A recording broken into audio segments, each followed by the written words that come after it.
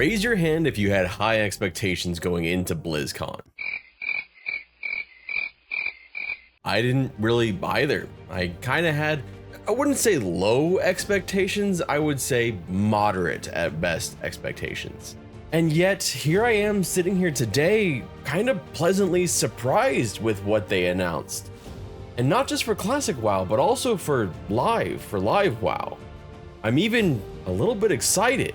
And the funniest thing about all that is they're doing absolutely nothing innovative. It's all been done before. There's nothing crazy and new that World of Warcraft is doing here. The funny thing is though, that kind of works. And it's kind of a proven thing that it does work because WoW has looked at other parts of the gaming genre and seen things that worked in the past, like dragon riding that they used basically took from Guild Wars 2, and it does work well, or Classic WoW, which they essentially took from EverQuest. Those things work, and they're doubling down on that.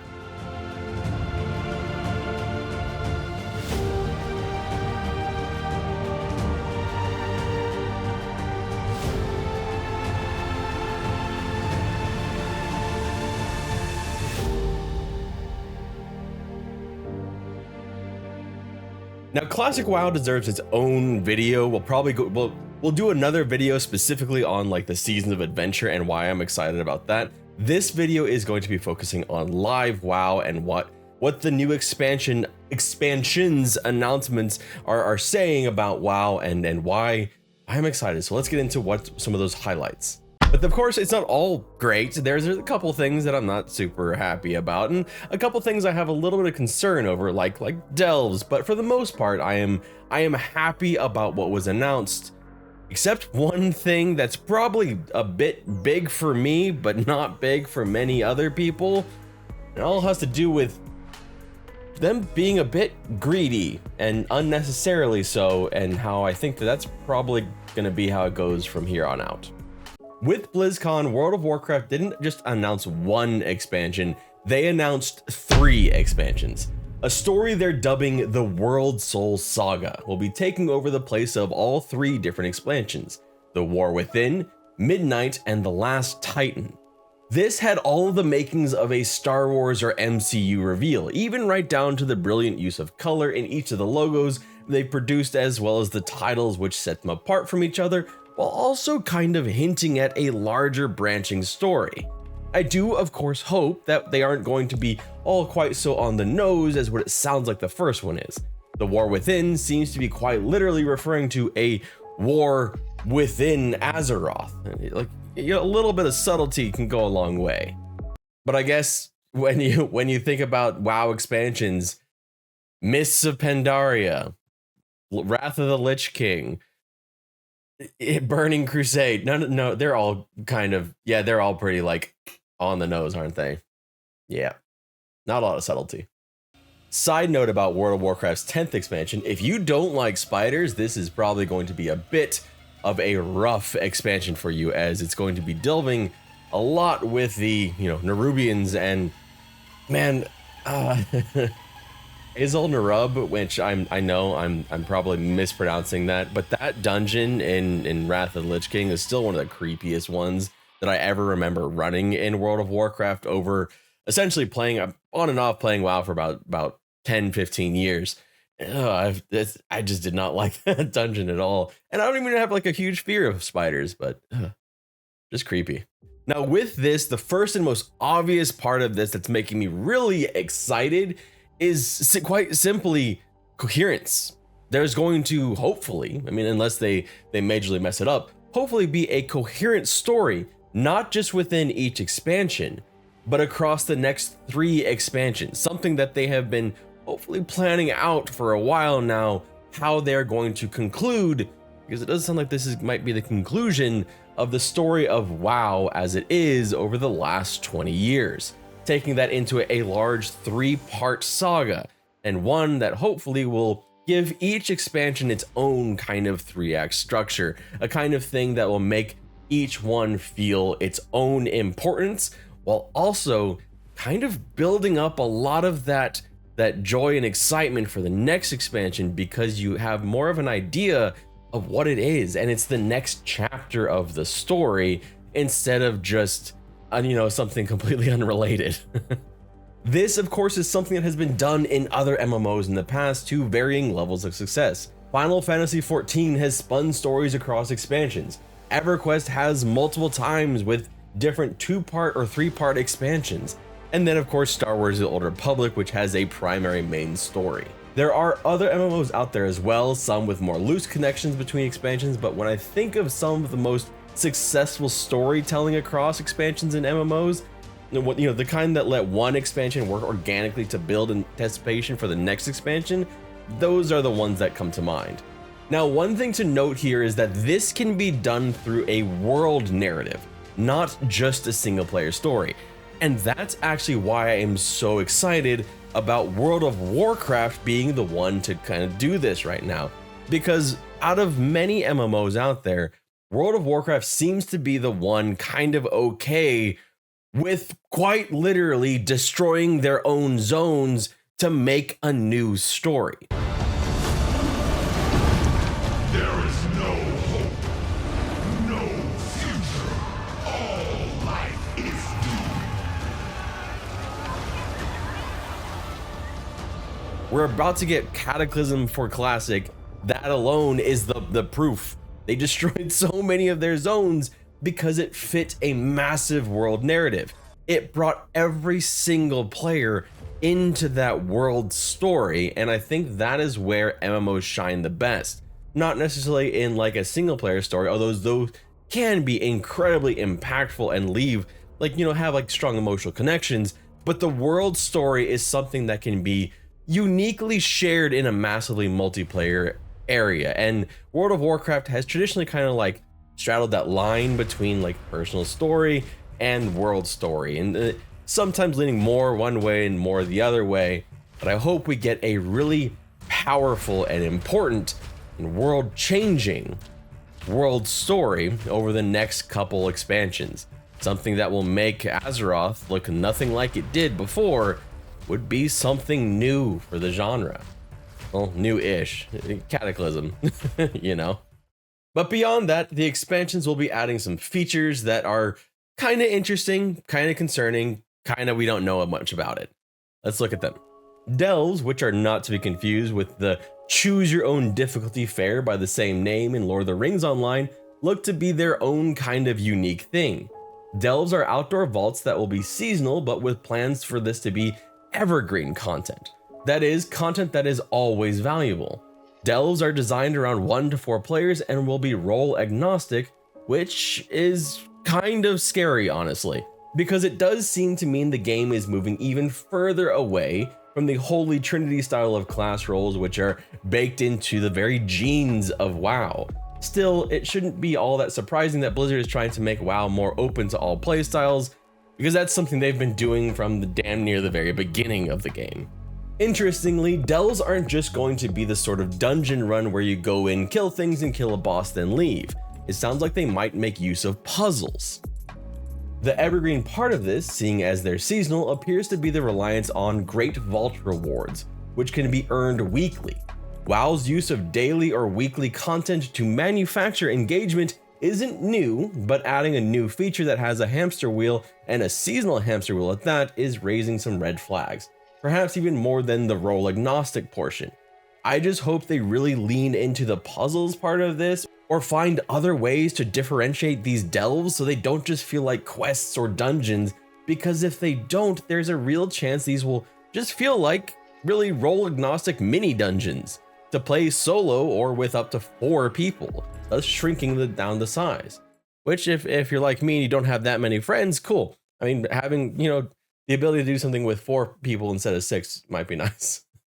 The next thing we probably know the least about and may or may not be super impactful, and that's warbands. At their most basic, warbands sound like a way to add some quality of life features to playing alts by linking banks into an account-wide bank, certain items that will be shared with your characters within a warband, as well as sharing things like reputation, achievements, collection, and renown. This sounds like something you could really build off of in the future, but we'll just have to wait and see how they choose to utilize it. There's still a lot to see how this works out and how deeply impactful this will be, if at all, or if it'll just be a nice little feature that is kind of like there in the background. I mean, hell, like, and I don't want to put this out there. Sorry already, I apologize. But if they go the route, which it kind of seems like with Delves, they might kind of be going the route like with mercenaries like they have in EverQuest, it would at least be cool if the way that Warbands could work would, instead of like some generic mercenary, you'd be able to pull your alt. So your alt being the actual character that's fighting with you. I mean, that's just it's the first thing that came to mind when I saw the splash screen with all of like your alts like sitting in one place. I have no idea if there are any plans for this at all. But as games age, it does become one of those things where it does become a little bit more antisocial than it was before, especially these older games like World of Warcraft and EverQuest. And EverQuest, I think that it was Seeds of Destruction was the one where they added mercenaries, and EverQuest 2 has mercenaries. It just like those older social games, they end up eventually needing to pull in an NPC to add to your party. I wouldn't be surprised to see World of Warcraft do that too. But hey, at least this would be a somewhat fun way to do it, right? You can flame me in the comments for even bringing it up. It's okay. The next thing is interesting and kind of bland. I don't know exactly how I feel about it yet. I want to see it like come out more fleshed out and see what it feels like when you're actually in game. And that's hero talents. Hero talents or hero specializations are one of the more interesting things coming out of this expansion. They seem to work a lot like WoW's current talent tree system, but they're broken up into different specializations. You'll have up to 10 points to use on these hero specializations, and you'll be able to freely swap between them, but it sounds like only one tree will be active at a time, and there will be a trade-off. You know, having choices in how you build your character is an important thing to make you feel like you are able to actually like customize your character a little bit instead of just getting everything. The example they gave was between Elun's chosen tree that focuses on lunar spells for druids, and the Keeper of the Grove, which instead shows your dedication to, well, the Grove and the Trents. Or Treants. How do you pronounce that? I don't know. I think one of my favorite things about this isn't necessarily the specialization aspect, but more about how it adds to your class fantasy and makes your class feel a bit more unique compared to others. At least I really hope it makes your class feel a bit unique. But if what they're doing with classic WoW is any indication, and the fact that they added a support very recently to the game with the Drakthir Evoker, maybe WoW is kind of willing to experiment a little bit more instead of just having the exact same, basically cookie cutter type classes over and over again.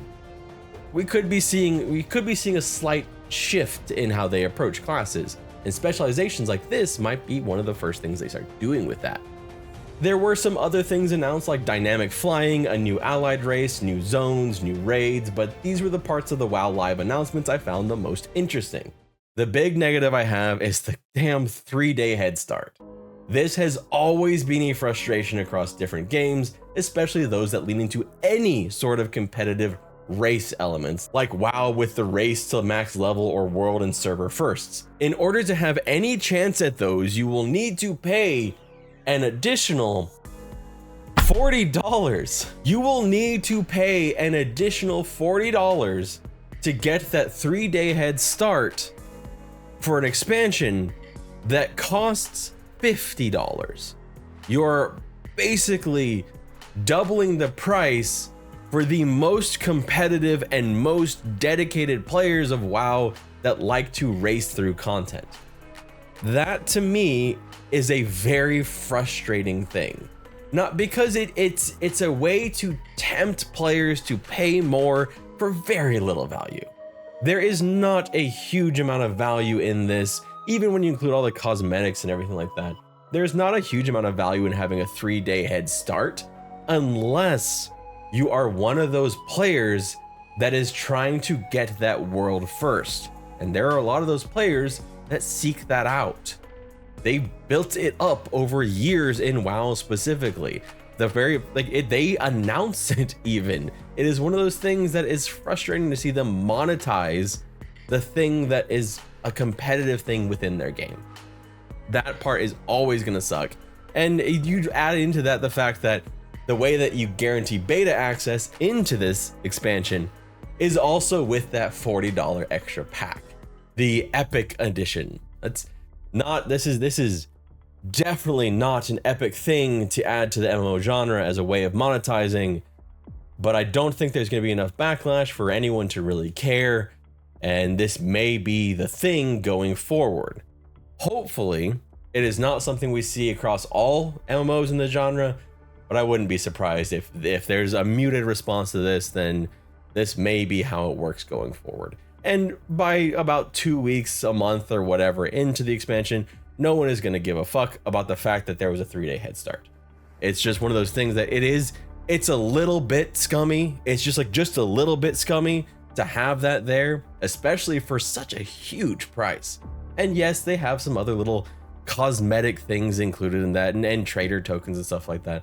It just shows how much the genre has kind of shifted away from just you have a box price, you have a subscription, and you pay for expansions. Now it's all these extra additions, and now you get a slight bonus and head start, and it's just kind of gross. You know, I'm just not a fan. But other than that, it was a pretty good BlizzCon, and I'm happy to say that I'm excited for WoW's future, and I want to see what comes of it, especially with with Chris Metzen coming back, with the addition of Microsoft owning Activision Blizzard now. I'm excited to see what's going to happen with World of Warcraft, as well as other games under Blizzard Activision like Diablo and maybe possibly, I mean, I can still have my copium that we will one day get a Warcraft 4, right? Like, I can still hope for that. Please. I want that RTS back so bad. Please, or at least just give us back the old version of Warcraft 3, not the reforged version, the old version. Thank you all so much for watching. My name is Redbeard Flynn, and I hope you have a wonderful, wonderful day. I really appreciate you being here, and I appreciate you watching and hanging out. Thank you so much. Have a good time. Have a good day. Have a good time. Have a good day. Bye.